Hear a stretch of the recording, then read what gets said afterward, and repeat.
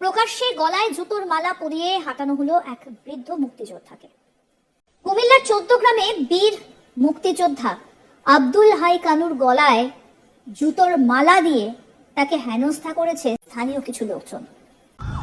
এটা হাস্যকর এই দেশের জনগণের জন্য হাস্যকর। 14 গ্রামের কুলিয়ারা প্রাথমিক বিদ্যালয়ের সামনে ঘটনাটা ঘটে।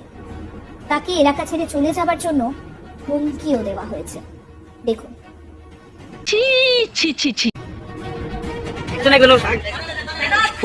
পুরা গ্রামের মানুষের কাছে বাপ চাইতে নেবেন আপনি একজনে কোনো এলাকা থেকে চলে যাবেন না বন্ধেন আমরা চলে যাব বাইতো না না না আমরা চলে যাব না আমরা বলতে না না না ঠিক আছে এই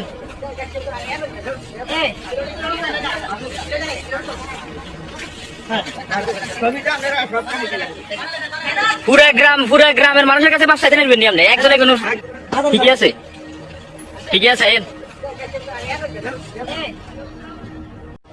মুক্তিযোদ্ধা হিসেবে জীবনের শেষ প্রান্তে দাঁড়িয়ে এই অপমান লাঞ্ছনায় কি পাওনা ছিল তার? ভাইরাল হওয়া ভিডিওতে কি দেখা যাচ্ছে যে স্থানীয় জামাত সমর্থক প্রবাসী আবুল হাসেমের নেতৃত্বে আহিদ, রাসেল, পলাশ সহ 10 থেকে 12 জন বীর মুক্তিযোদ্ধা কানুর গলায় জুতোর মালা পরিয়ে এলাকায় ঘোরাচ্ছেন এবং তিনি কুমিল্লায় থাকতে পারবেন না বলে হুমকি দিচ্ছেন।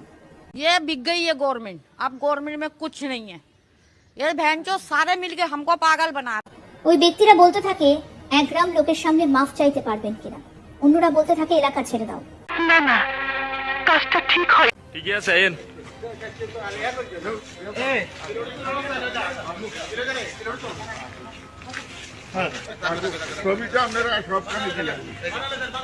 পুরা গ্রামের মানুষের কাছে বাপ চাইতে নেবেন আপনি একজন ঠিক আছে। মানুষটাকে অপমান করা হচ্ছে, মানুষটা লাঞ্ছনায় সোজা হয়ে দাঁড়াতে পর্যন্ত পারছেন। এটা কি ধরনের পাগলামি? 1971-এর আগে যারা মুক্তিযোদ্ধা ছিলেন, যারা নাম লিখিয়েছিলেন মুক্তিযোদ্ধার দলে, নিজের প্রাণটাও হয়তো দিয়ে দিতে পারতেন সেই সময় তারা দেশকে স্বাধীন করার জন্য।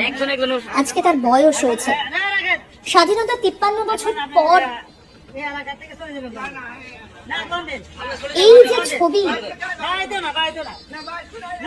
এই ছবিটাই কি বাকি ছিল দেখা?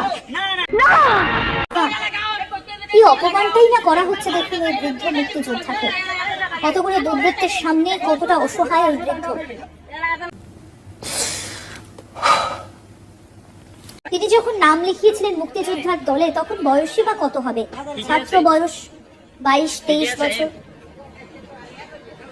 আজ তিনি বৃদ্ধ, জীবন সায়ান্নে পৌঁছে এই ধরনের অপমানটা কি মেনে নেওয়া যায় নাকি তিনি এই অপমান পাওয়ার যোগ্য? এই কোন স্বাধীনতা যে একজন মুক্তিযোদ্ধাকে মাপ চাইতে বলা হচ্ছে? তিনি কি অপরাধ করেছিলেন? তিনি তো দেশকে ভালোবেসেছিলেন, বাংলাদেশকে স্বাধীন করার জন্য তিনি মুক্তিযোদ্ধার দলে নাম লিখিয়েছিলেন। এটাই ছিল তার অপরাধ, এই কারণেই তাকে এতটা হেনস্থা হতে হচ্ছে। দেখুন কোথায় গিয়ে পৌঁছেছে মানসিকতা।